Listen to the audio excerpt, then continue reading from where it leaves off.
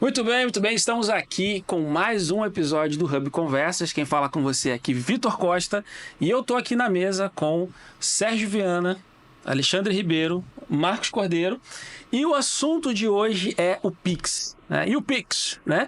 A gente tem visto, nós temos visto aí muitas coisas que saíram sobre o Pix, novas resoluções, tem muita coisa nova. E isso tá trazendo muita confusão, muita fake news, muitas coisas falando a respeito desse assunto, e a gente vai falar sobre isso hoje. E eu vou começar pelo Marcos, né? Marcos, e aí, cara? Pix, tivemos mudanças, qual é o impacto disso na empresa? Qual é o impacto disso de uma forma geral? Qual é a visão sua sobre essas mudanças que tivemos no Pix? Se quiser falar um pouquinho o que aconteceu, enfim, tá com você. Legal. Acho que primeiro de tudo é o impacto. Você falou de impacto, né? O impacto é psicológico. O empresário brasileiro, ele é um herói, cara. Ele é um herói porque ele precisa empreender sem dinheiro. Ele monta o negócio dele. Essa é a realidade. Ele monta o negócio dele sem dinheiro, sem uma base, muitas vezes. Luta para desenvolver. A carga tributária no país é elevadíssima. A gente vive um manicômio fiscal e tributário nesse país. Essa é a realidade do empresário. A maioria das vezes o que ele paga de carga tributária é o dobro, o triplo às vezes do que ele tira do negócio dele. Muda toda hora.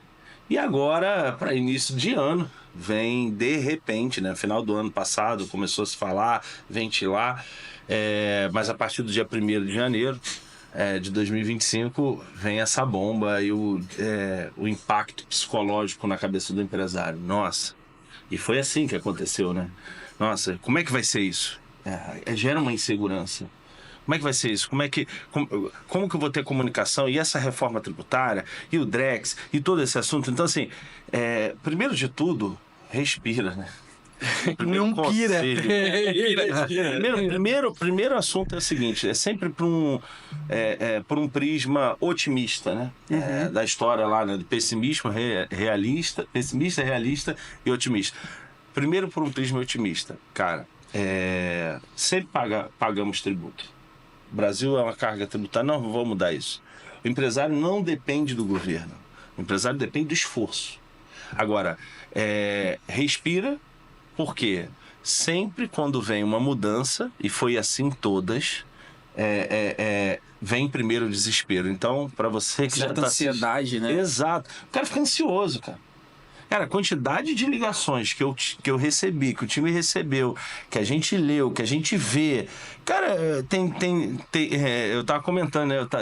Esse dia eu tava no final de semana, passei 2 dias, né? Aniversário de casamento. Passei numa cidadelazinha, um bairrozinho no meio da roça, né? Pra comemorar o aniversário de casamento. E já tinha uma faixa de Rafa assim numa padaria. Não aceitamos Pix. Então, assim, a vontade que dá no empresário é, cara, o que eu faço agora? Paro de receber Pix? Agora volta no dinheiro? Mas como é que vai ser o dinheiro? Estão dizendo que vai vir uma moeda nova. E, de fato, vai vir. E a reforma? Estão dizendo que vão pagar tributo antes antes de eu receber, já vai cair a separação pro fisco. Então, não fuja. Não fuja do Brasil, não fuja do país. Você, o empreendedor, o empresário como natureza brasileira, cara, ele é guerreiro, ele é aguerrido. Então, respira, calma, que para tudo tem um jeito. Legal, obviamente. Show. Acho que o primeiro ponto é isso. Né? Show. E entendendo isso, né, e tirando um pouco dessa ansiedade, pedindo pro pessoal respirar, quero passar para você, Ale, você passar uma visão geral do que aconteceu. Porque nós temos várias informações, né? Afinal, o que aconteceu? Até que ponto quem está assistindo a gente precisa entender o que é essa mudança e como que... Acho que eu pegar um gancho do que o Marcos falou e indo para a resposta. Quem nasce na França é francês, quem nasce na Inglaterra é inglês e quem nasce no Brasil é brasileiro. Você já percebeu que é igual carpinteiro, pedreiro? Por quê? Porque a gente é trabalhador, cara. No Brasil a gente é trabalhador, agora nesse caso do Estado, né? E a reforma tributária e tudo isso que a gente está impactando leva a isso, que o nosso maior sócio hoje de fato é o governo. majoritário de todo o negócio, né? O que acontece que está dando todo esse burburinho, essas fake news, é uma instrução normativa de setembro do ano passado, que, na verdade, regulamenta uma declaração que já existe há 5 anos, que é a e-financeira, mudando um pouquinho a ótica e chegando em alguns lugares que ela não tinha visualização. Tá? Então, lendo engano quem acha que a Receita não sabe o que passou na tua conta corrente, porque já existe a Decred e a Defis há mais de 15 anos. Entende? Então tem muito influenciador, muito tiktoker aí que pegou isso como se fosse um negócio, falou assim, o pedreiro, né? Eu gosto de usar o caso do pedreiro. O pedreiro ganhou 3.500 e teve que comprar um negócio lá pra ele. Mas peraí, o pedreiro tem que ter uma MEI. Essa MEI tem uma conta. Então o governo sabe, ele consegue discernir o que é o que é.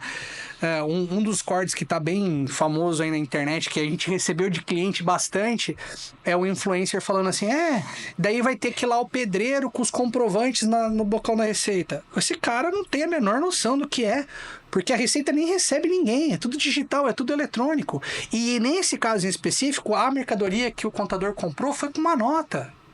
Então, o que a gente tem que entender do cerne da coisa, o primeiro passo é, o objetivo da Receita Federal, e isso não tem a ver com o governo, porque esse plano é plurianual, esse plano é lá de 1999, eles só estão indo na sequência, na cadência. Então isso não é do governo PT, não é do governo do Bolsonaro, é do governo Fernando Henrique lá de trás. E a gente tem que também separar algumas coisas dentro da estrutura governamental, porque, apesar de tudo, existe um plano plurianual que alcança muitas coisas. Então, a e-financeira, ela substitui algumas outras declarações antigas que não permitiam o cruzamento do dado.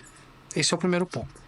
O segundo ponto é, a informação que vai ser passada para a Receita não é diferente da informação que ela já tinha. Ela já tinha essa receita e... Essa informação. Ela já tinha essa receita, esse dinheiro que estava indo lá, só que, como sempre, ela não usou, porque a capacidade de processamento de dados da Receita Federal, ela não consegue pegar os 220 milhões de habitantes e cruzar dado de nota fiscal. Isso daí é um absurdo, é uma sandice. Continental como nós. É uma sandice tremenda.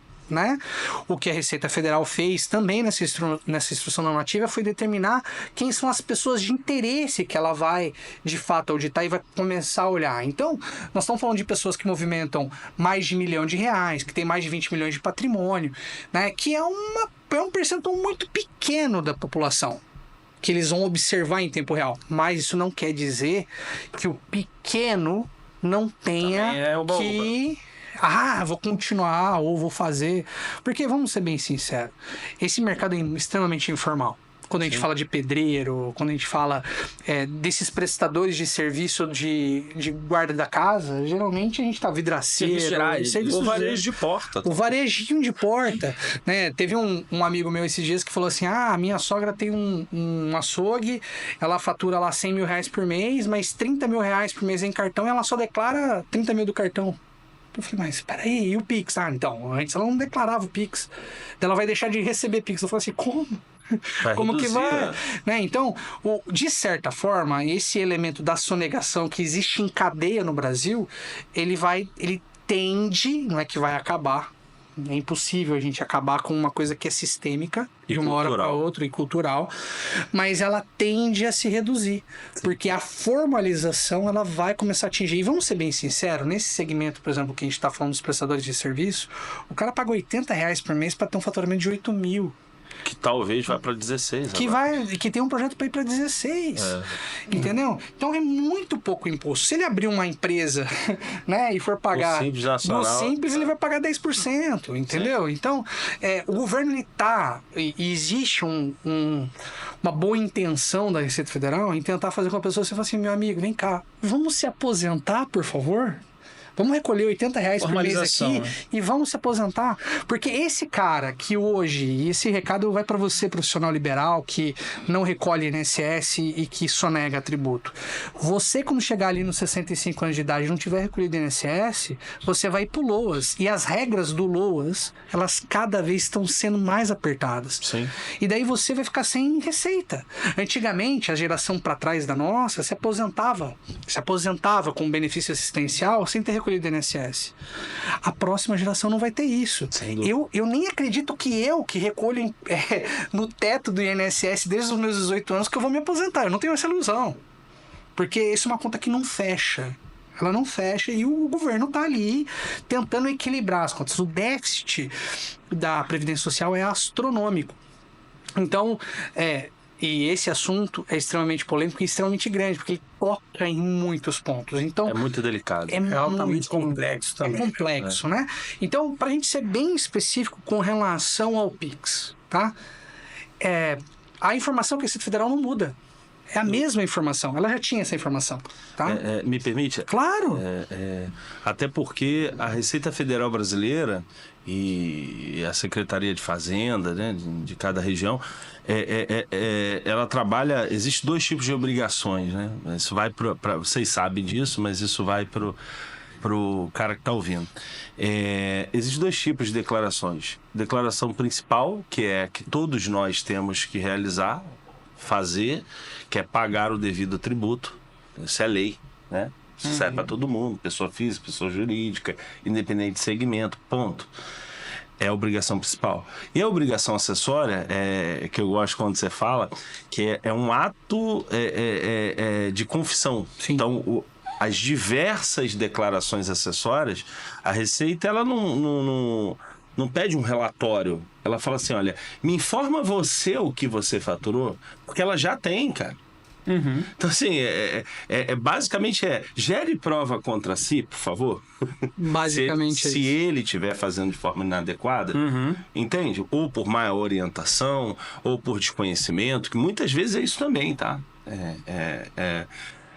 Tinha um professor que falava assim, quem só nega para ganhar dinheiro eu até entendo. Agora, quem só nega para sobreviver, o problema não está no tributo. O problema está na gestão. Lembra? Essa é a realidade. E no negócio. E dentro disso daí, gestão, e o Ale falou uma questão, né? Isso daqui é algo, às vezes, que o foco principal é para quem tem uma movimentação maior. Mas não quer dizer que quem é menor ali vai ter um oba-oba. E aí, trazendo um pouco aqui para o Sérgio, nós temos... Isso vai gerar mudanças na forma de enxergar a tributação da empresa de uma forma geral, né? Isso acaba acarretando outras coisas. E, às vezes, na forma como eu lido, a gente falou aqui, às vezes, de uma sonegação, falamos, às vezes, de não ter um controle maior das coisas, porque a Receita já tem informação, agora ela vai ter mais informação da informação, digamos assim, né? Vai ter mais cruzamento de dados. Como que fica agora a visão do empresário sabendo que ele precisa ser mais profissional na forma como ele lida na gestão, no financeiro e todos esses pontos? O Vitor e telespectador, como o Alexandre falou, para o empresário não mudou nada. Para o empresário, tudo continua como antes, como eu aprendi com meu pai. Tudo continua como antes no Castelo de Abrantes. Não mudou nada. O que muda com a instrução normativa de setembro do ano passado, que entrou em vigor em janeiro de 2025, foi o quê? Em linhas gerais, para o telespectador entender.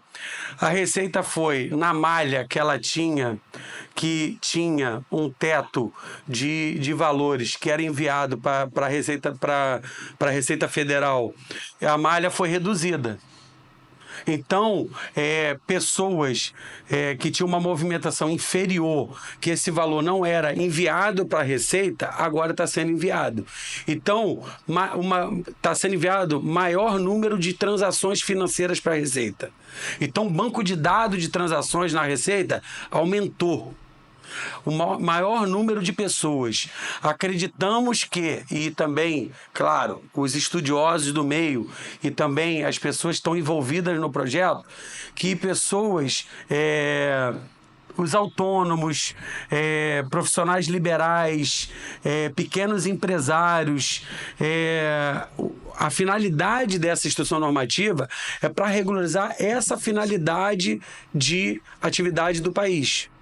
Não está envolvendo o empresário que os contadores hoje e os empresários de médio e grande porte atuam no país.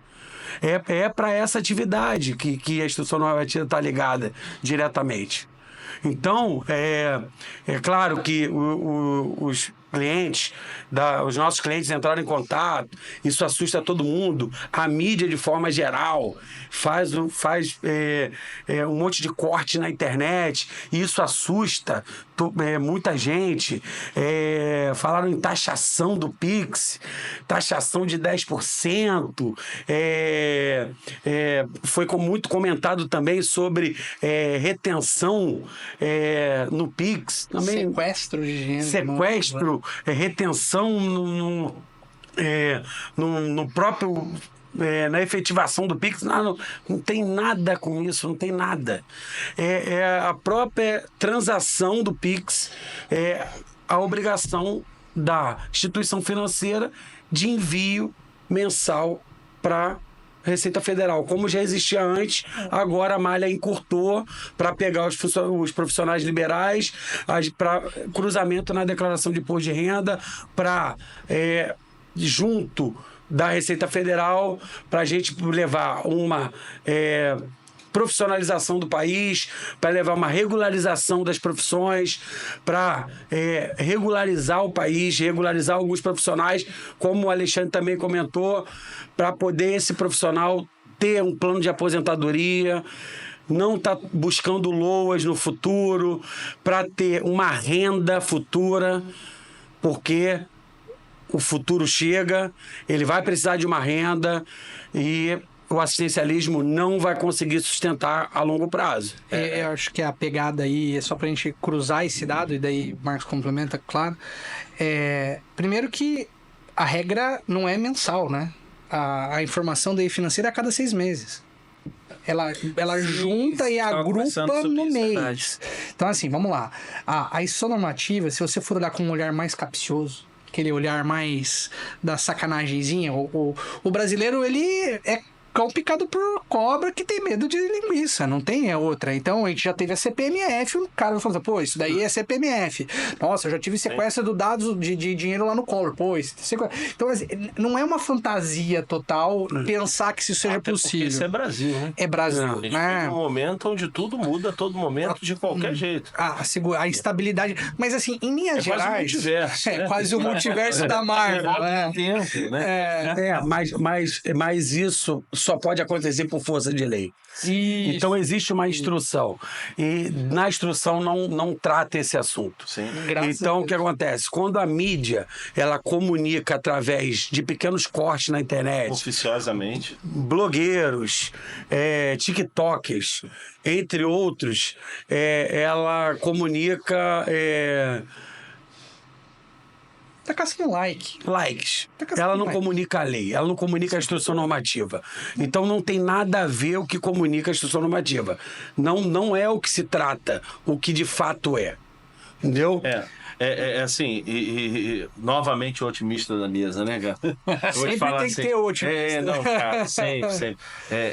A gente conversou sobre isso anteontem, tava trocando uma ideia com o Sérgio sobre isso. A Bill Diniz falava que ele, todas as vezes que ele cresceu, e muita gente fala isso, mas eu gostava muito dele falando, toda vez que ele cresceu muito, foi na crise. Isso. Uhum. Então, assim, esse momento também tem um viés de oportunidade. Porque se essa malha que pescava só peixe de 5 quilos, 7 quilos, agora vai pegar peixe de 1,5 kg, de meio quilo... Manjuba, chapinha. Se essa rede diminuiu, Lambari. o papo é o seguinte, vai dar uma igualada no mercado. Sim. E aí é o seguinte, nós vamos disputar um pouco mais de forma civilizada. Aonde Com certeza. a não ser que, assim, vamos disputar de forma civilizada, e quem cresce muito, fica grande em qualquer segmento, aí ele vai em busca de outras estratégias legais, que é outro assunto. Né? Esse assunto é muito complexo porque ele toca em muitas coisas. Muitas. E no lugar que mais dói. se desviar, né? E ele toca no assunto, né? Ele toca na parte do ser humano que mais dói, que é o bolso. Sim. Então, quando a gente lida no bolso, sempre vai ser o problema. Mas quando a gente olha, a informação assim, um dos clientes que me ligou falou assim, porque agora em tempo real a receita... Eu falei assim, amigo, você imagina o tamanho do servidor que tem que ter para receber essa informação em tempo real? Entra lá no ECAC hoje, tá travado. Não tem recurso computacional para isso. As pessoas, elas perderam um pouco do senso, né, de entender, até porque nós estamos vivendo um momento em que a inteligência artificial está se propagando, a gente tem muito mais acesso. Então as pessoas, elas criam esses sofismas, essas mentiras, e elas acreditam nelas. Sim. Né? Não está errado, estão baseando numa experiência pregressa do Brasil, mas o grande fato é o seguinte: nós vivemos há pouco tempo atrás a Operação Lava Jato. Né? O lavajatismo no Brasil, infelizmente, acabou, não podemos falar que existe mais, toda a operação foi desmantelada, né? Mas uma das coisas que fez o lavajatismo existir foi o follow the money, segue o dinheiro. E por que isso foi possível? Porque já existia o SPED e existia a DECRED. Sim. E daí, da DECLAN, que são declarações acessórias. Que a Receita o tinha. O empresário não vê, mas que agora já defendeu o contador. O contador só para entregar. Meu Deus, e como? Só um comentário aqui, vai falar. E daí, esse cruzamento, essa questão que está acontecendo, ela deu acesso à informação. Então, quando a gente olha uma medida como essa do Pix, isso tem muito a ver também com crime organizado. Sim. Entendeu? Lavagem de dinheiro. Eles estão querendo seguir o dinheiro. Então, você, amigo que apostou no Tigrinho, não ia conseguir hoje receber o seu LOAS, ou então até mesmo o seu Bolsa Família, porque eles vão fechar as portas. E daí entra o assunto, que é a consequência disso, que é o Drex, que é o dinheiro digital do Brasil. O dinheiro digital do Brasil começa efetivamente em março desse ano, o dinheiro vai poder ser carimbado. Vale comentar, claro. Assim, que já acabou o DOC. Acabou, não tem mais. Uhum. O TED tem prazo tem de data validade. de validade. Então o que vai restar é o Pix. Que é um elemento do projeto do Drex. Que é um elemento da moeda. Da moeda digital brasileira. Então, a moeda digital brasileira, acho que esse é o grande ponto de inflexão que a gente tem que ter, né? E a gente que é apaixonado por tecnologia tem um gosto de falar disso, né?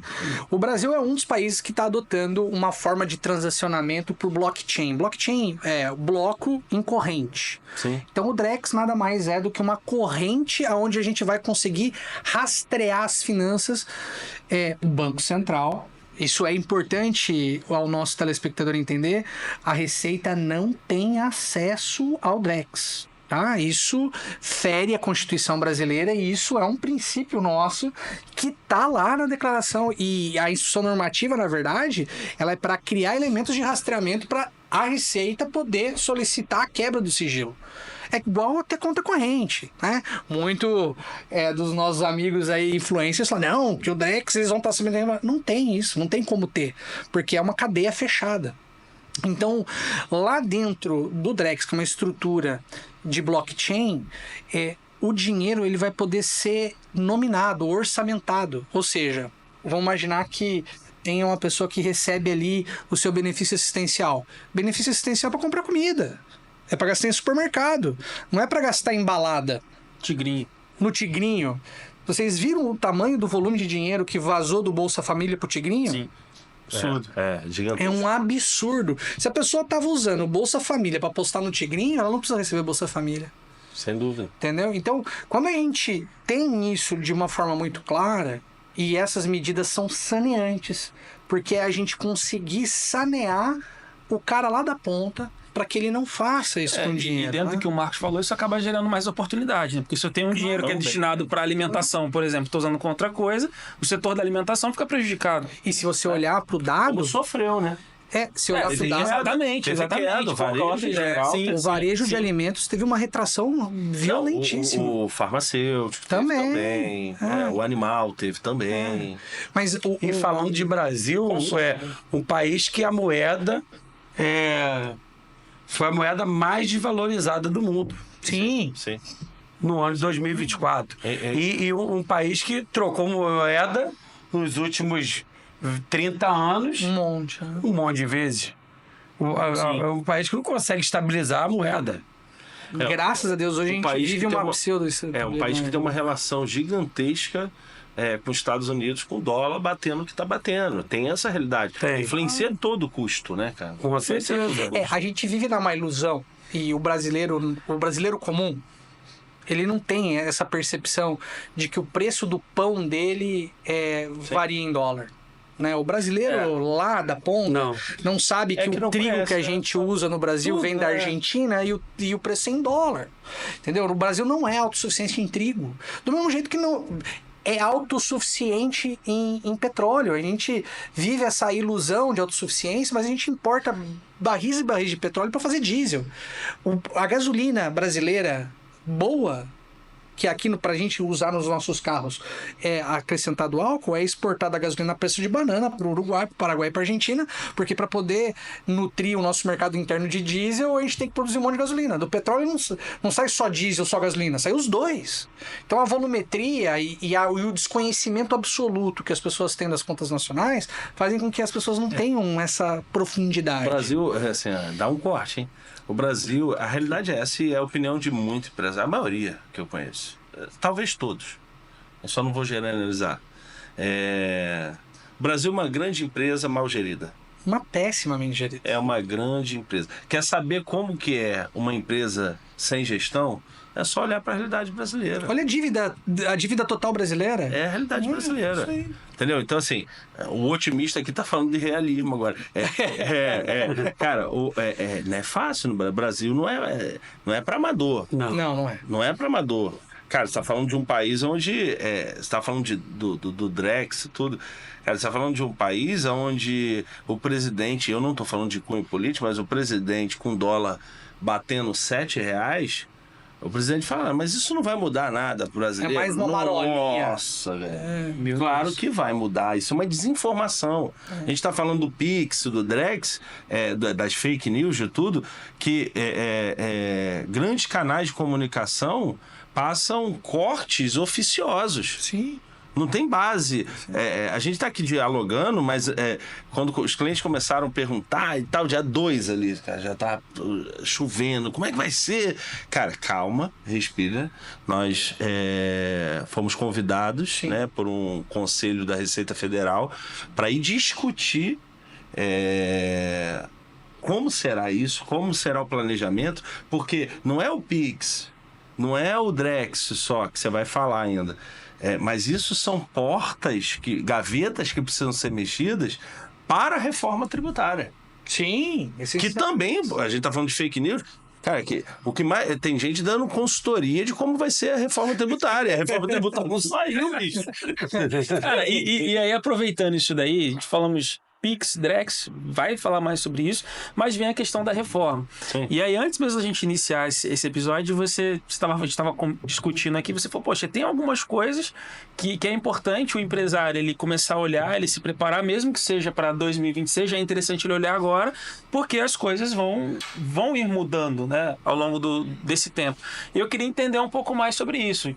Que muda alguma coisa para agora nesse sentido? Como é que eu preciso me preparar para uma reforma tributária? Como que é tudo isso daí? Ótimo. Para a gente falar disso, eu queria só voltar um pouquinho para a gente falar sobre Drex. Sim. Acho que a gente tem que apontar um pouco mais sobre o Drex, cara. Uhum. Porque a mudança do Pix não é nem para atingir, sabe a história da rede que a gente falou aqui agora? Não é nem para atingir meramente pequenos. Isso tem uma estratégia. Sim. O Drex tem uma outra estratégia. São passos dados em direção a 2033, quando vai acabar a reforma. Mas conclua o raciocínio ali. Você estava desenvolvendo a questão do Drex. O Drex, então, ele... Assim, o que a gente tem é um problema nas contas nacionais. Ok? Na gestão da empresa. Na gestão das empresas, da empresa grande, né? Eu não posso concordar e todo mundo que me conhece sabe que eu não gosto nada do Guedes, né? O Paulo Guedes, eu tenho ideologicamente divergências dele, mas eu tenho que respeitar. O plano que o cara instituiu é lindo, é fascinante. Entendeu? Eu posso não gostar do Mises, mas admiro o Paulo Guedes, né? O Paulo Guedes, a forma como ele... o plano é incrível e parte do plano segue sendo executado. Sim, né? dele. Parte dele consegue ser executado. Mas o Drex, de forma muito efetiva, ele resolve um problema que é a troca do dinheiro. Porque como que é hoje? Você vai lá e bota o teu dinheiro no CDC do banco. O CDC do banco, o banco vai deixar aquilo como garantia. Ele usa esse dinheiro para emprestar dinheiro para os outros. E daí cada banco tem o seu CDI, o seu CDC, e isso vai usando como garantia. Os bancos individualmente vão gerando dinheiro. Eles vão criando dinheiro, o que acaba gerando inflação. Né? Então, esse dinheiro emprestado, que às vezes não existe de fato, ele dá um peso na economia. Quando o Banco Central cria uma moeda centralizada, única, digital, isso quer dizer que o banco ele tem que passar a obedecer ao blockchain. Nós vamos viver isso de uma forma muito grande. Tem muita instituição financeira que a gente conhece aí que vai quebrar. Sim. Vai ser incorporada. A gente já vive um cenário de poucos bancos no Brasil. E nós vamos ter... Comparado a outros países, e eu sou um defensor do associativismo bancário, cooperativismo bancário, e nós vamos ver surgindo cada vez novas bandeiras, né? Tem aí o Sicob, tem a Cressol, tem o Sicredi, mas vão ter muitos outros bancos associativistas como esse surgindo, fugindo do grande banco. Mas o ponto essencial é a moeda centralizada, o Banco Central passa a administrar de fato essa geração de caixa de dinheiro. Isso traz uma estabilidade e faz a moeda ficar mais forte, porque a moeda ela fica fraca por especulação também. E daí, a partir disso, a gente consegue criar esse lastro de marcar o dinheiro, de falar, esse dinheiro aqui pode ser para isso. Né? Podemos falar que no futuro, dentro do Drex, vai existir uma condição, como é nos Estados Unidos, do IVA ser recolhido junto com o cartão de crédito? A legislação prevê isso. Tá lá, o split payment é para isso. Sim. Então, lá em 2035, na hora que você passar o teu cartão, você vai pagar R$40 em alguma coisa que você comprar. Caneca. Na caneca. Pagar R$40 na caneca. 35 é a caneca e R$5 aí de imposto e a Receita já vai ficar com o dinheiro ali. Isso já tá lá na reforma tributária. Já tá. Porém, não está regulamentado e não é tão fácil assim. Mas o Drex é uma das coisas... É um dos passos. É um dos passos, né, que tornam isso viável. Né? Alexandre, mas lá nos Estados Unidos não tem Drex. Mas o povo americano é diferente do brasileiro. Sim. Né? O americano, se ele pega lá o dinheiro e fala, ele vai recolher. E se ele não recolher, ele vai ser preso. Aí a coisa de quem gosta de história, né? Pouca gente sabe disso. Mas o Al Capone não foi preso por matar ninguém. Ele foi preso por sonegar imposto nos Estados Unidos, né? Então, as comparações, elas são, às vezes, a gente tenta trazer alguma realidade de fora para a realidade brasileira e acaba indo distorcendo. Então, quando a gente fala de Pix, a gente está falando de uma etapa do projeto do Drex, e o Drex faz parte do contexto geral da reforma tributária de forma ampla. Então, essa reforma que foi aprovada, né, que ainda tem um monte de regulamentação, tem um monte de água para passar por debaixo desse rio, tem um teste gigantesco que vai acontecer o ano que vem, da unificação do PIS e do COFINS, que a partir dele a gente tem um go, no go. Então, assim, eu e o Marcos outro dia, Sérgio, estávamos numa reunião com um grande empresário de tecnologia do Brasil, e ele falava assim, não, porque esse menino aqui, ele é o melhor. A gente falou assim, mas melhor no quê? Não, tá participando, né, do Fórum A, do Fórum B, blá, blá, blá. A gente foi ver o custo do treinamento do cara, R$20 mil. Pra ele falar o quê? A lei que a gente também tem acesso. Então, assim, oficioso, opinião. Então, a gente ainda tá, quando a gente toca nesse assunto da reforma tributária, a gente tá vivendo ainda um monte de especulação, um monte de visualização que é equivocada, mas que faz passo. Mas, para fechar o assunto do Drex, e daí a gente tocar um pouquinho no Pix para daí entrar na reforma tributária, o Drex é um meio de controle da moeda. Né? Então é uma moeda central, não é um movimento isolado do Brasil. A União Europeia já fez isso, os Estados Unidos já criou a moeda digital, e tudo isso tem a ver também com o fato do governo ter medo das moedas digitais, das criptomoedas. Também. Existe o entendimento da gestão dessa empresa. Descentralizado. O maior proprietário, que foi o criador, inclusive, do Bitcoin, ninguém sabe quem é. Sim. Ninguém sabe quem é. E daí essa incerteza, alguns países já tomaram a decisão por usar no no caso o Bitcoin como moeda oficial e estão voltando atrás, que é o caso de El Salvador, por exemplo. Então, assim, a gente tende uma tendência de controle. Eu não quero ser alarmista, não sou, eu sou mais otimista do que alarmista, mas o ponto é que, para quem acredita na pauta da centralização, o Drex tem a ver com isso. Legal. Eu queria você falar. Eu tô aprendendo aqui, vai fundo, eu tô só ouvindo. É longe. É um assunto Esse assunto aqui eu tô só ouvindo. que eu e Sérgio, a gente conversa bastante sobre isso. Que é o seguinte, eu já fui otimista, fui realista, agora eu vou ser pessimista, cara. Incrível. A primeira vez. Vou ser pessimista. O ponto de questão é o seguinte, virão dias difíceis. Assim. Ponto. Difíceis para quem? Para o empresário que não tem gestão. Sim. Se essa reforma, essa letra de proposta que foi passada, seguir sobre reforma, primeiro passo PIX, depois Drex, depois teste do IVA, da unificação, do CBS, do PIS e COFINS, o que acontece? Com tudo isso acontecendo, né,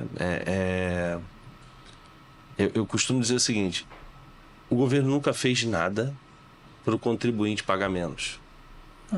Ponto. Porque é uma empresa que precisa faturar. O empresário não precisa faturar? Com certeza. Bom, ele precisa aumentar faturamento. A gente falava da outra vez no outro episódio do lucro primeiro. Cara, receita menos despesa igual a lucro, né? Ou lucro mais despesa igual a receita, ou vice-versa. A questão é a seguinte, vai ser extremamente desafiador, não falo difícil, como diz a Norton, né? É difícil um monte de coisa que a gente não conhece junto embolada. Legal, né? Um abraço ao pessoal da Norton aí. O ponto em questão é o seguinte, cara, vai ser desafiador sim, mas vai ser extremamente desafiador e muita gente vai paralisar e quebrar nesse momento, e é uma realidade, para quem não tem gestão, cara. Então, para quem não conhece os números, para quem ainda acredita, ainda tem muita gente que acredita que a melhor saída é a ilegalidade, o risco, ou para quem acredita que um conteúdo como esse, como outros riquíssimos que tem na internet, isso é baboseira, na prática não é assim, alguém que não se atualizou. Então, assim, o cara que ainda acha que faturamento é lucro, o Eduardo Valério fala muito sobre isso, né? Um abraço para ele também. Faturamento não é lucro, faturamento é ego, cara. Sim. Lucro que é a parada. Então, o cara tem o faturamento e acha que o faturamento é o bolso dele e ele vai viver da forma que ele precisa viver. Então, são vários pontos que vão levar esse empresário que não tem gestão. Então, sendo pessimista, digo, você que está ouvindo esse conteúdo agora, está lendo bastante coisa, está vendo as fake news, está vendo o vídeo, está lendo... Não importa. Ajuste a sua gestão. Acho que esse é o recado, sabe? Para a reforma. É um mega recado esse. Porque se você olhar para o passado, você vai ver assim, a gente sempre tem que olhar o passado, porque o passado vai dizer o que vai acontecer. Tendência, né? É uma tendência. Se a gente voltar lá, e a gente conversava disso outro dia, eu e Vitor, lá na final da década de 80, com o fenômeno do Collor, primeiro, que abriu a nossa economia. O Collor, a gente massacra o Collor porque ele tinha os seus defeitos, mas ele foi o cara mais corajoso da história do Brasil. Ele abriu a economia brasileira para importação. A indústria nacional era sucateada. Na época do Itamar Franco, a gente tinha 5 carros, cara. Era Volkswagen e Chevrolet, Auto Latino, uns carros um igual ao outro. Era tudo ruim. Vamos ser sinceros, os nossos computadores no Brasil eram o Cobra 500. Lá fora eles já estavam com 486, a gente estava com um computador ainda que nem tinha HD. Entendeu? Então, o Collor foi muito corajoso. Mas o que o Collor criou ali com a abertura foi uma simplificação e uma abertura de concorrência que permitiu que o empreendedorismo que nós vivemos hoje existisse. O nosso negócio só existe porque esse cara teve essa coragem. Quando ele... Então, no final do começo da década de 90, o cara tinha lá uma padaria, eram grandes confeitarias. Eu lembro, quando eu era criança, tinha a Kombi para entregar o pão, porque tinha 3, 4 fornos na cidade onde eu morava, e esses caras colocavam o pão na Kombi e iam entregar em pontos de venda. Quando entrou o Collor, ter um forno elétrico ou um forno a gás barateou muito. O cara que era empregado da padaria do seu João foi lá e montou a própria padaria. E isso casou na história com o fenômeno do Simples. Sim. E o fenômeno do Simples fez com que se multiplicasse, ficou barato ter empresa. Daí o cara... Teoricamente, ficou barato. Ele saiu da empresa, montou o negocinho dele, só que ele não tem informação de gestão, ele é um bom padeiro. Ele não sabe nada de tributo, não sabe nada de gestão, não sabe nada. A primeira coisa, tava lá com, igual o Eduardo fala, o dinheiro, o faturamento é meu ego, comprou casa, comprou sítio, comprou carro e tal. 5 anos, ficou devendo um monte de imposto. O que eu faço? Vai lá no contador comercial. Parcela. Monta uma empresa no nome da tua mulher. Vai lá e monta o nome da empresa da mulher. Então parcela, né? E é pro saquinho de laranja. Vai pra empresa da mulher. Depois, mais 5 anos, vai pro filho. Vai pro neto. Mas isso tem muito a ver com o modelo de orientação que foi perpetuando no Brasil de forma geral. E o que acontece? Isso é verdade. A gente está aqui no tema de PIX, de DREX, de reforma tributária, e eu acredito muito no brasileiro, porque o brasileiro, ele é um povo que ele é muito corajoso, ele é muito empreendedor, ele é muito criativo. A gente pega hoje a internet, a gente vê muita criatividade no brasileiro. Só que o que acontece? A gente tá falando muito sobre Drex, Pix, tudo mais, mas vamos lá, no meu interior de empreendedor, cara, o que o brasileiro teme? É a liberdade, cara. É a liberdade. Drex, Pix, cruzamento automático da receita. E a questão da liberdade. Eu acho que esse que é o temor do brasileiro hoje. É a questão da movimentação dele. O aumento de carga tributária. O aumento de carga tributária sem a participação dele diretamente e na votação dentro do Congresso e nessa votação e nessa carga tributária. Como que isso vai ficar lá efetivamente no final, na efetivação da carga tributária lá, quando isso for aplicado na prática? Como que isso vai acontecer? Essa dúvida. Então, assim, a dúvida, é aí que está a dúvida desse empresário. Mas, Sérgio... aí que tange a dúvida do empresário na ponta. E aí que chega onde eu queria chegar. É incrível como a gente mesmo tem uma visão parecida. Porque o bom paga pelo mal. Então, o sonegador que abriu a empresa no nome da mulher, do filho, do neto, que a gente sabe que é o sonegador contumaz, é o que fez ser criado todos esses elementos de controle. E esse comportamento da sonegação a qualquer custo que fez com que esses instrumentos de controle pudessem ser projetados. Porque, inicialmente, se você olhar lá em 99 o que era o projeto do SPED, era para acabar com a nota calçada. Você lembra da nota calçada? Não era? O cara fazia... O produto custava 500, ele botava um calço, depois ele ia lá e preenchia para aquela nota ficar com outro valor e ele pagar menos imposto. Mas, entendeu? Era dentro isso. Disso que o Sérgio falou é legal, porque você falou de liberdade, né?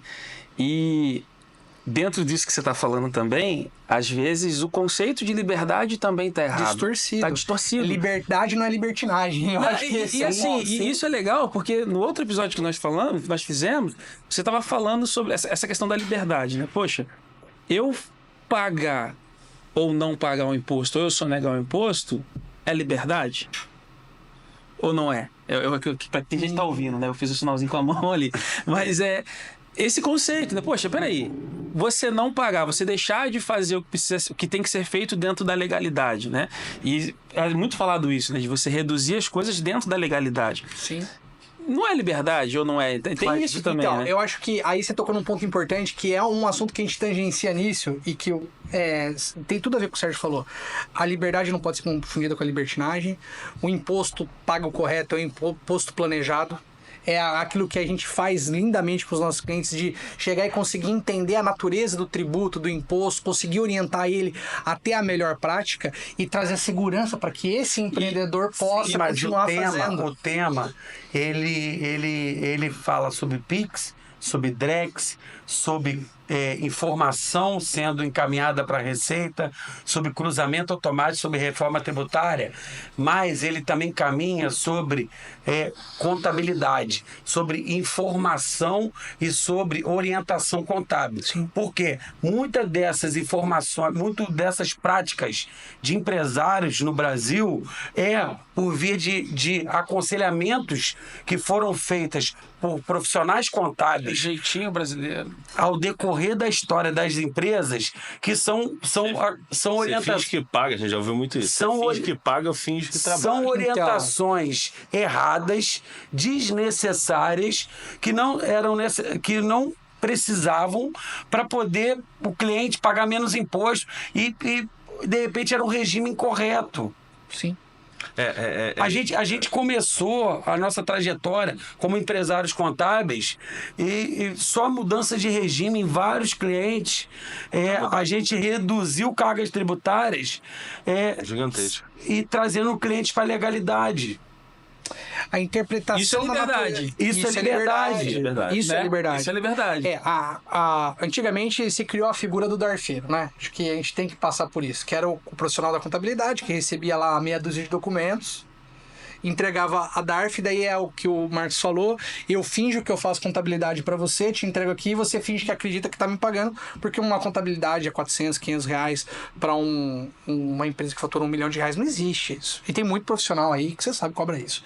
Mas o ponto que eu acho que casa justinho com o que o Marcos estava falando e com o que você estava falando, e que tem a ver com a libertinagem, talvez até, que esse mercado acabou impondo, é o seguinte: eu gero uma série de dificuldades para poder vender facilidades. Então isso existe no Brasil desde a época do Brasil Colônia. Se você pegar a primeira revolta que existiu no Brasil, lá no Recife, era por causa do Quinto dos Infernos. Vocês lembram disso? E Quinto dos Infernos era 20%. Se a gente for olhar hoje, nossa carga tributária é de mais de 30%.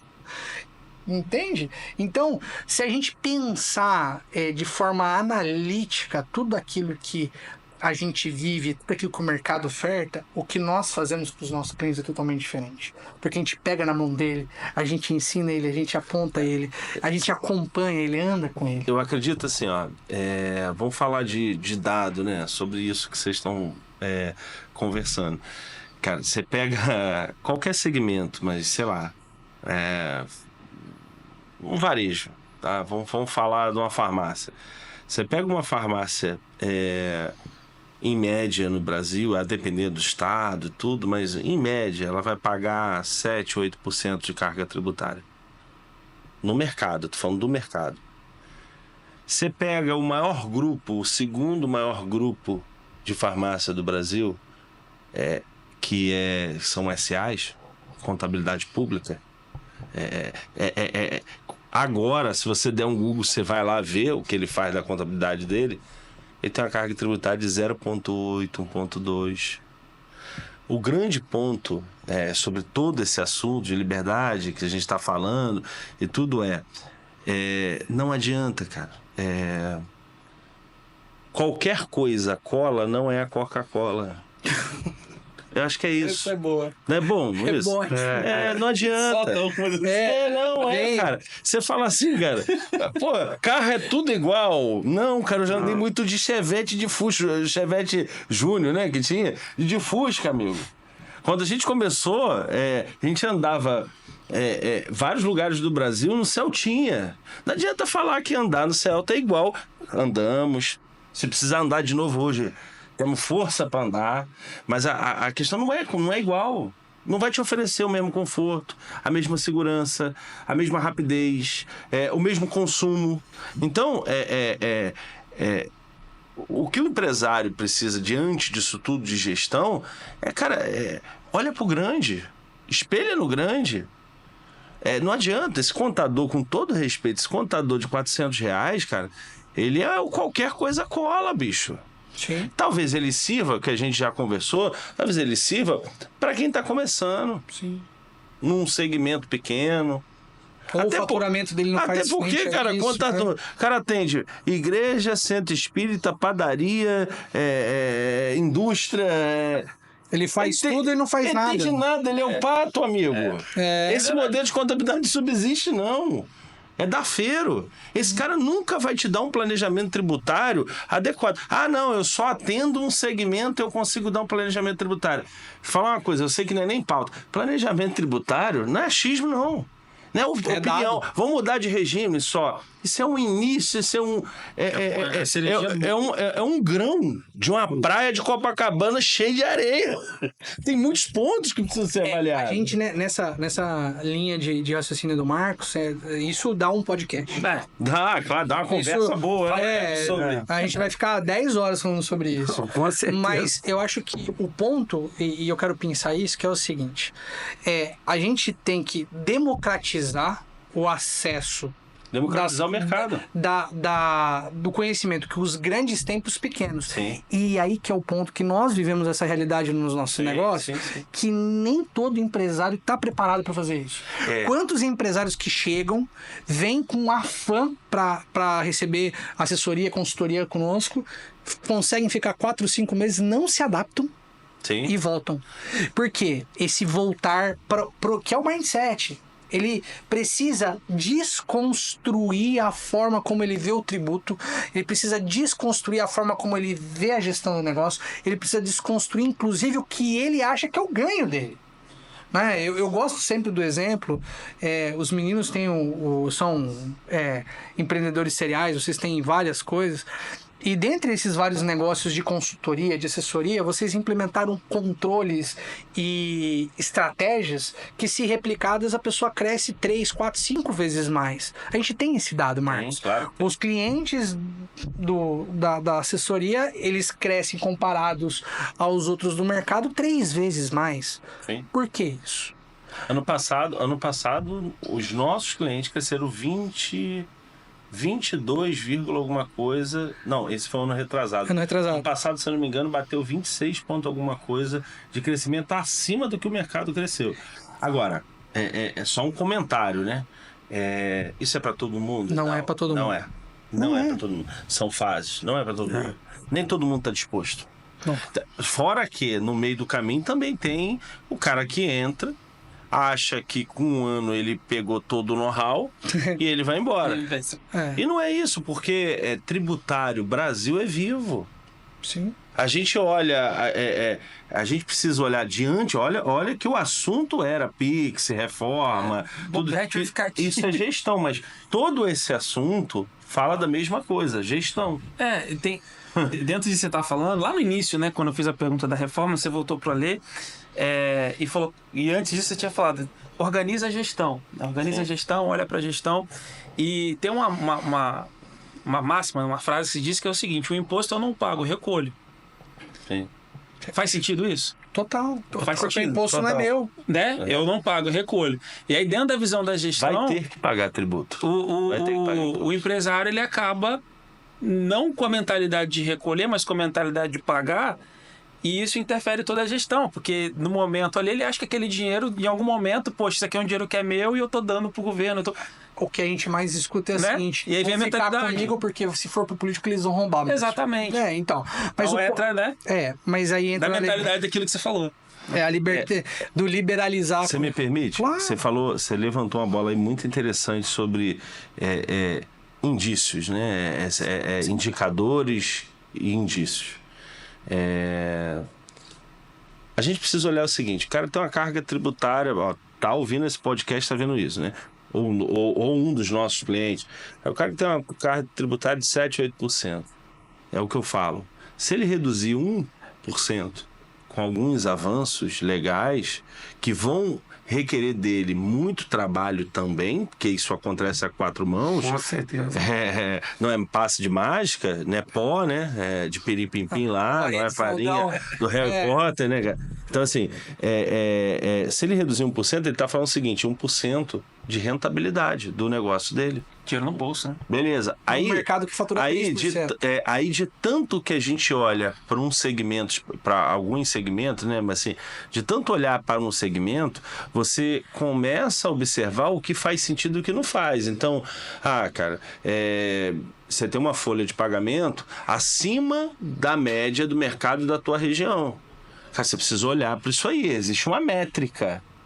Que não é uma receita de bolo, que de repente o cara tem uma operação diferente. Mas ele precisa olhar. Você tem um custo fixo acima do que precisa ter para a tua realidade. Eu lembro que eu e Sérgio, né, durante muitos anos, a gente que entrevistava, a gente contratava. Às vezes tinha 2 vagas. Mas eu gostei de 3 pessoas, eu queria contratar 3 pessoas, adorei as 3 pessoas. Eu passei as caras, mas só tem 2, mas por favor, contrata os 3. Então, assim, o ponto que está assim, o cara tem que ter parâmetros, né? Então, o custo fixo adequado para a realidade. Não vou falar do que todo mundo fala de CMV, de margem bruta. Cara, está batido, mas são indicadores iniciais, ok? Importante, mas vamos olhar para o nosso fluxo, vamos ver o CMV de pagamento. Eu vejo que é muito... Qual é o percentual? Porque, cara, eu falo sempre, pessoas mentem, números não. Sim. O empresário tá lá agora, ouvindo isso, o cara tá aqui agora, é cliente, até para o cliente, para todo mundo, né? Não importa quem esteja ouvindo, né? Você sabe a realidade. Você sabe a última linha, né? A gente tem uma realidade dentro do grupo que o Marcos criou junto com o Sérgio que chama PES. O PES ele é um programa pra gente saber da maturidade do negócio. Quanto maior o PES, mais sucesso o cliente tem. Se a gente for olhar para a base de clientes, vamos ser sinceros, mais de 80% deles não conseguem performar 60% do que a gente gostaria que eles conseguissem. Porque são níveis, tá? Porque são níveis de maturidade. É um processo, é um fluxo. Para estabelecer a fórmula do pirim-pim-pim, que o cliente olha para um cliente do grupo e fala assim, nossa, mas esse cara tá crescendo um monte, eu quero ir para lá. Ele não tá vendo que esse cara às vezes tá com a gente há 4, 5, 6 anos, fazendo tudo, absolutamente tudo que foi recomendado. Sim. Entendeu? E o cara não tem coragem, às vezes, de tomar uma decisão difícil, simples. Eu tava falando um negócio lá de 1989, e casando com aquilo que você falou agora há pouco, que é o seguinte, a gente teve um grande rompimento que foi o Plano Real. Sim. Muita gente quebrou, porque antigamente se comprava para fazer estoque e o volume grande financeiro era na valorização desse estoque. O cara comprava, inclusive no Brasil se criou um negócio chamado imposto inflacionário. Você é muito novo, Vitor. Não, isso aí eu não... Tinha inflação, o preço, você ia no supermercado, tinha um remarcador. O cara tava lá remarcando. De manhã custava um preço, de tarde custava outro. Era então o cara comprava para valorizar o estoque. Ele comprava e fazia estoques gigantes. Esses caras quebraram com a entrada do Plano Real. Muito. Tá, mas o Abílio Diniz mesmo, o que o Abílio Diniz fechou de loja e essa frase que ele fala de que importante é recuar, é por causa disso. Ele desmobilizou o Jumbo e o Pão de Açúcar na época, centenas de lojas no Brasil. Mas o ponto é, nós vamos viver outro linear desse agora, que é, a substituição tributária vai cair. O estoque vai mudar o preço do custo de reposição das mercadorias. Vai ter o tributo que vai influenciar diretamente no preço de venda do produto. Vai recolher antecipadamente. A forma do recolhimento vai mudar. Mudar o conceito. Vai mudar a cadeia. Então o empreendedor ele vai ter que sentar na prancheta e falar assim, eu vou continuar empreendendo nisso daqui? E mais que isso, Vitor, o empreendedor ele vai ter que olhar para trás para corrigir aquele passado que ele não quer mexer naquela gaveta que tá fechada. Porque tem muito empreendedor. Nós falamos sobre isso também naquela. Tem muito empreendedor com muita aranha barata na gaveta. E também com muita oportunidade. E com muita oportunidade. Acho que para simplificar tudo isso, né? A questão é simples, né? A gente estava falando isso, acho que foi no episódio anterior, ou nesse, eu já não lembro mais. É muita coisa. É muita informação. Mas a conta é simples, né? Nós temos visto aqui várias oportunidades de como o Marcos falou, mas a gente também tem várias coisas, como você acabou de falar, que a gente tem que olhar. Tem muito desafio, tem muita coisa. E aí é o seguinte, para exemplificar essa questão da gestão, vou bater mais uma vez que o Sérgio fala muito de gestão, o Marcos fala muito de gestão. Pô, a conta é simples. Se eu gasto mais do que eu tenho, a conta não fecha. Se eu gasto menos do que entra, a conta fecha. E aí vem aquela questão do lucro primeiro, né? Se eu não tenho todos os indicadores e tudo que eu preciso olhar na ponta da língua, se eu, por exemplo, se eu tenho a minha lucratividade lá X, como o Marcos falou, poxa, eu determino o meu lucro para depois eu ver qual é a minha despesa e qual é a receita para eu chegar naquele lucro. O Ale falou, reserva o lucro primeiro, depois você vê o que você faz. Mas se eu não sei o que eu tenho que fazer para controlar a despesa, e aí dentro de despesas a gente entende tudo, CMV, etc, etc.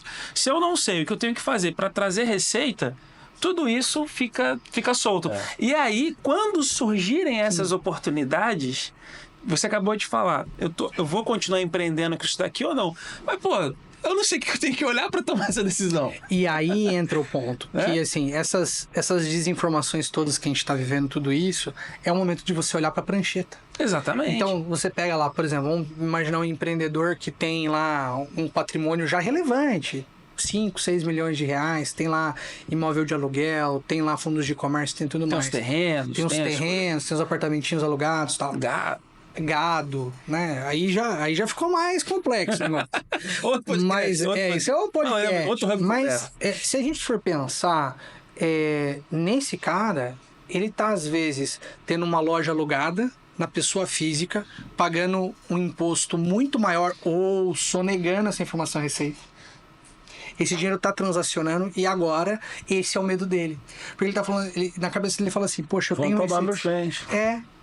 eu tenho lá o meu negocinho lá, eu não pago um imposto de renda sobre isso, os caras vão catar esse dinheiro aqui e eu vou prender.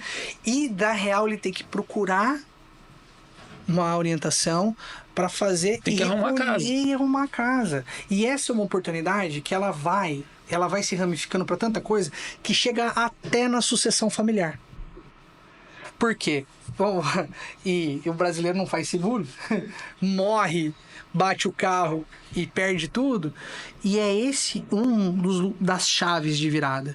Porque se a gente pensar nesse cara que tem o imóvel, nesse cara que tem a fazendinha, que tem lá o negócio, esse cara vai precisar de uma holding patrimonial. Sem dúvida. E vai ter que tratar da questão da sucessão familiar, antecipar um negócio que às vezes ele não está preparado. Cara, você não tem noção, Victor, quantas vezes a gente senta para conversar com um empreendedor e o cara não tem seguro prestamista das dívidas que ele contribui com a família. Quantas vezes a gente viu na nossa vida, seguro Marcos? Prestamista, cara. O cara... Porque, assim, o que acontece? Eu vou lá e tomo um dinheiro emprestado do banco. Sim. Eu faço um seguro que, caso eu morrer, aquele Isso seguro é quitado. o mínimo. É o mínimo. Mas pouquíssimos. Pouquíssimos fazem. Pouquíssimos fazem. Não, eu digo até além, assim, vamos olhar novamente pro grande. Eu sei que isso é pauta para muito assunto, eu só quero pincelar.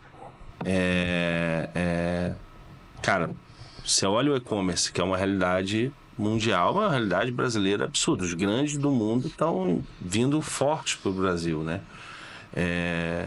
Você pega o ICMS de um determinado estado de 19%, 20%, vou botar na média aí, vai mudar agora, Maranhão muda a alíquota mês que vem. Para 22%. 23%. 23%. Enfim, vários estados mudando a alíquota de ICMS. O que acontece? O cara paga 22%, 23%. O grande paga 1,33. O que ele sabe que eu não sei? Exatamente. Aí, lembra do nível de entendimento? A cada platô, isso é para pouco. Porque a cada platô é um nível de entendimento. O cara vai ter que mudar a estrutura, o cara vai ter que mudar alguns pensamentos, mudar alguns conceitos, talvez passar... Olhar para a prancheta. Olhar para a prancheta. Porque assim, o Sérgio fala uma coisa interessante, seria até bom você falar. Lucro existe. Agora, o conceito de lucro primeiro. O lucro existe. Agora, ele pode não estar vindo no teu bolso. Agora, onde que ele está? Ele está na carga tributária, tem 2% da carga tributária, tem 1% da despesa além do devido, tem 3% no empréstimo que eu peguei para comprar um carro, ou para abrir uma loja que não deveria comprar, ou para fazer uma compra que eu fui no evento e me deram uma oportunidade, porque o cara tem isso também, eu fui no evento e aí a distribuição me deu uma oportunidade para comprar volume. Em alguns mercados pré-alta. Cara, existem momentos específicos. Esse valor, ele não pode sair do fluxo de caixa para investimento. Ele tem que ter um outro fundo para O investimento. lucro, ele, na maioria das vezes, está na tomada de decisão do empresário. Muito bom. verdade. Né? Ali está o lucro do empresário, na tomada de decisão do empresário. Então, Isso é um corte e tanto. na maioria das vezes, o empresário ele precisa entender que ele precisa buscar entendimento, olhar para a prancheta, como o Alexandre falou, e também, nessa prancheta, olhar para onde que o negócio dele vai para os próximos anos. Como o Alexandre e o Marcos comentaram agora há pouco, Visão de futuro, né? visão de futuro. Quanto que está a minha carga tributária? Para onde está indo a carga tributária do país? A reforma para onde está caminhando? O e-commerce, qual o caminho do e-commerce? Centro de distribuição. Centro de distribuição, Associativismo. associativismo, Prestador de serviço. tem estruturação de central de compras, que tem como reduzir tanto risco quanto carga tributária na central de compras também. Quanto o custo de mercadoria, do custo da mercadoria adquirida. Então,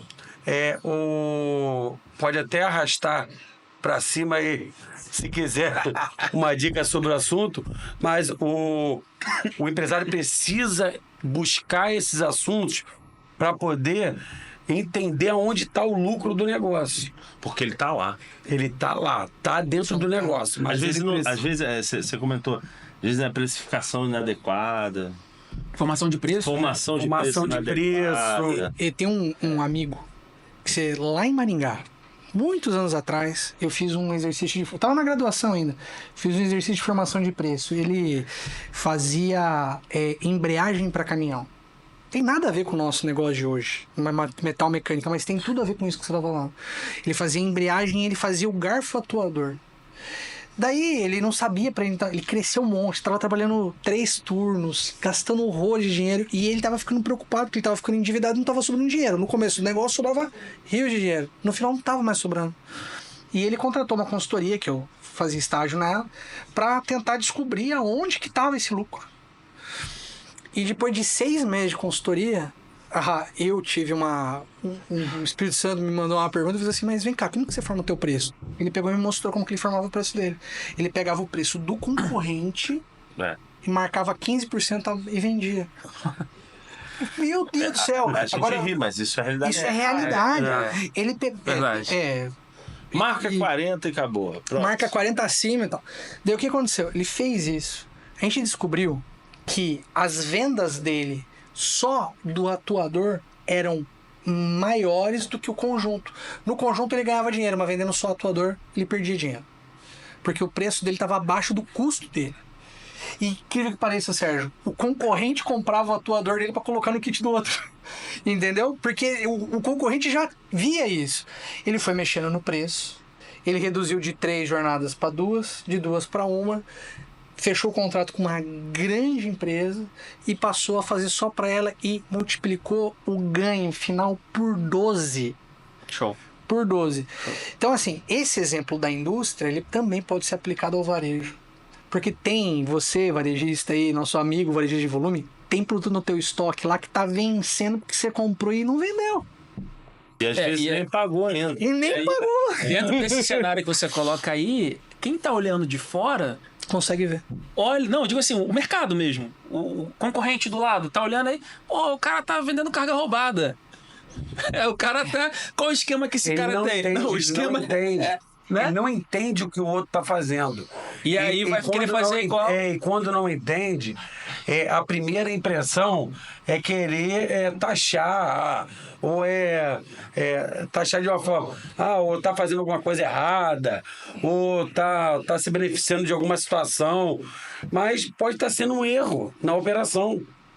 Normalmente é um erro. É uma estratégia de mercado. Por exemplo, o supermercado vende o leite abaixo do preço de custo dele para a pessoa ir comprar o leite e comprar carne. Pode ser uma estratégia também. Aí vem a estratégia de precificação, de maior percepção pode de ser valor. trade da indústria. Trade da indústria. Aí já é outro jogo. No mercado, por exemplo, de farma, que a gente tem uma atuação relevante, a gente sabe que tem estratégias, por exemplo, de você comprar em volume com shelf life curto, com uma data de vencimento menor para você queimar e trazer gente. Como também tem volume volume para negociações astronômicas. Exatamente. Que é isso também, né? O Sérgio falou, o lucro do empresário... Isso dá o corte dos quatro. O lucro do empresário está na tomada de decisão, cara. Sim. Emocional, mental, espiritual, financeira. Qual que é o problema disso? A maior parte dos empresários, Marcos, o Sérgio acho que vai concordar comigo também, eles não têm essa frieza na tomada de decisão e muitas vezes precisam do apoio de alguém com o olhar de fora. Se a gente for olhar criticamente o perfil do afegão médio brasileiro, usando o termo pânico da vida, o do afegão médio do Brasil, o cara tá com problema no relacionamento pessoal dele com a esposa, tá com problema com o filho, tem problema de gestão da equipe da empresa. Tudo isso aqui afeta ele para tomar uma decisão boba de compra. Ele acata, Sérgio, a sugestão do comprador que chega lá. O comprador chega lá e fala assim, você precisa comprar isso. Compra, vai. Porque ele não tem essa não é malandragem, mas ele não tem essa sutileza da análise. E daí se justifica tudo isso que a gente tem falado, que é o amadurecimento do empreendedor. O problema essencial de alguns nichos em que atuamos é que na graduação o profissional não recebe orientação financeira, não recebe uma orientação de inovação, não recebe uma inovação de... Mas, Ale, desde quando eu e o Marcos começamos a empreender, a gente sempre no planejamento estratégico das empresas, a gente colocou como dentro da... Fugiu lá... como... O que você está querendo falar? Você está falando tipo... Dentro do planejamento estratégico, a gente tem as nossas missões, as nossas visões, os nossos valores. Dentro dos nossos valores, os autodesenvolvimento. Os altos. A gente sempre trabalhou os altos. Então, o empresário ele precisa ter o autodesenvolvimento, ele precisa ter os altos da vida dele. Ele precisa ter o empresário que não tem o autodesenvolvimento, ele tem que ter os altos da vida dele. Então, o empresário ele não pode depender de nada. Ele tem que buscar. Ele tem que ser autossuficiente. Ele tem que ser autossuficiente. Até porque, Nortos novamente, né? Ele tem que ser autossuficiente. Ninguém desenvolve ninguém. Você só é capaz de desenvolver você. A gente volta às misérias emocionais. Mas o empresário, ele é um navegante solitário. Muitas vezes, sim. Não, isso é fato. A solidão empreendedora no Brasil é um negócio incrível. Ele vive uma solidão empreendedora. Sim. Então ele tem que ter os altos dele para poder ele conseguir empreender no Brasil. Sim. Então ele precisa buscar essas faltas que o mercado e que as ausências que não houveram, que ele não teve anteriormente a vida empreendedora dele. Ele precisa buscar. Então, tem internet fornecendo conteúdo, ele tem lugar para buscar as ausências, a informação, o conhecimento, o desenvolvimento. Então, assim, hoje não tem como dar desculpa da falta de informação. Eu tenho A falta de conhecimento não tem hoje como o empreendedor dar desculpa. E assim, isso é... Nós falamos aqui, né? Desenvolvimento, PIX, Drex, reforma tributária, gestão, uma pancada de coisa. Acabou de conversa. E assim, o nosso tempo tá estourado, vamos dizer assim. E eu queria já, pra gente ir para as considerações finais, pra gente fazer uma conclusão de tudo isso. Né? Uma conclusão simples e objetiva de tudo isso que a gente foi falado, de tudo isso que foi falado aqui. E aí, pra gente já ir ali para aquela questão do encerramento, passar de novo em vocês ali para cada um trazer aquela mensagem de... Final, né? Aquela mensagem, né? Poxa, ouvi tudo isso, né? Tô digerindo aqui. E aí? Qual que é o meu próximo passo? O que eu tenho que fazer? Oportunidades, deveres, arrumar casa, não arrumar casa, enfim. E aí eu vou começar com você, Marcos. Ótimo. Dessa vez ficou com você. Para você que está assistindo, que assistiu até aqui, Tá ouvindo também. que está ouvindo também, O recado é o seguinte, sobre tudo isso, né? Reforma, Pix, tudo isso. Tenha gestão. Se precisar de ajuda, me procure, nos procure. Vai ser um prazer conversar com você. Mas, acima de tudo, entenda que é um momento de transformação. O mercado, ele não morre. O mercado troca de mão. Então, se você não quer que o mercado saia da sua mão e vá para a mão de outro, mude você. Então, é um momento de transformação. Essa é uma oportunidade que você está tendo, que nós estamos tendo. É isso. Show. Sérgio. Você empreendedor, você telespectador, faça uma reflexão diária antes de sair de casa, assim que acordar.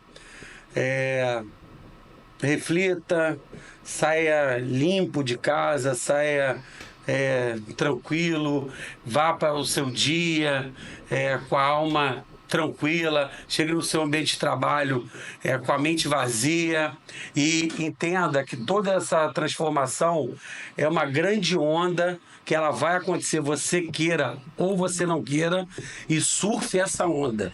Porque se você não surfar, ela vai te dar um caixote. Então, surfe essa onda. A gente tá aqui pra te ajudar, beleza? Dá um Google aí pra descobrir o que é caixote. Levou o caixote. É uma gira de carioca, mas a gente tá aqui pra te ajudar. Dá um Google. Beleza? Show. Ale, vamos lá. Tudo no universo tem um tempo, né? Se você olhar lá a lei da termodinâmica, ela vai ter entropia, e a entropia diz que as coisas envelhecem, elas decaem, elas acabam. Sim. O mercado de hoje não é o mesmo mercado de 10 anos atrás, que não vai ser o mercado daqui a 10 anos. Né? Então, o que mudam justamente são essas características de autodesenvolvimento e de adaptação que a gente tem que ter ao longo das coisas. Você vê que em uma frase eu falei de física, falei de filosofia e falei de contabilidade ao mesmo tempo. Porque é isso. No final do dia, o empreendedor, ele é um maluco, ele é um louco. E só os loucos sabem, como dizia o Charlie Brown Jr., né? Como que é e... Frase né? Mas o Imortal Chorão. O Imortal Chorão dizia só os loucos sabem. E só os loucos sabem como é difícil empreender no Brasil. E você é empreendedor que tá passando agora por todo esse rumo de incerteza que o mercado tá impondo, a gente saiba que você não tá sozinho. Temos nós aqui, mas e um monte de outras pessoas no mundo prontas para te assessorar, mas procure saber exatamente o nicho, saber a experiência e principalmente se você tem coragem para mudar o seu jeito de pensar para você conseguir crescer. Porque sem mudança de cabeça, sem mudança de postura e principalmente sem coragem de fazer, o teu negócio vai ficar do tamanho que é. Show. Só um minutinho. E para você que é nosso cliente, muitos nossos clientes, você já é de casa. Então, qualquer dúvida, se você consumiu esse conteúdo, qualquer dúvida, entre em contato com a gente. Vamos trocar uma ideia, vamos bater um papo, vamos reconversar tudo isso. É isso. Tá bom? Sucesso para você. Essa é a nossa missão. Show. E eu acho que dentro de tudo isso que foi falado, né, eu gosto muito de fazer analogia, né, para facilitar o entendimento. Então, diante de tudo que foi dito aqui, eu vejo que imagina como se você estivesse no aeroporto. E você tem um bilhete, que esse bilhete ele pode te levar para qualquer destino. E esse destino, dependendo para onde você vai, você precisa ter as coisas certas para esse destino na sua mala. Então, pensa que a sua mala é como se fosse a prancheta do que o Ale falou, e o destino são as oportunidades que você vai ter daqui para frente. Então, é o momento de você entender para onde você quer ir, mas só que para isso tem que estar com a mala certa. É a mala, é a prancheta, é tudo isso que a gente foi falar, tudo que foi falado aqui. É isso, Marcos, obrigado. Ale, Sérgio, muito obrigado por mais esse bate-papo. Fica aqui o convite para você, aqui na descrição, seja onde você estiver vendo esse vídeo ou ouvindo, tem aqui um recadinho para você, um convite para você dar um próximo passo aqui com a nossa ajuda. E também fica o convite para você assinar aqui o nosso canal, compartilhar. Se você viu alguma coisa aqui que faz sentido compartilhar com alguém, compartilha, que isso ajuda a mensagem a ser divulgada. E é isso, esse foi mais um Hub Conversas e eu espero você na próxima. Até mais.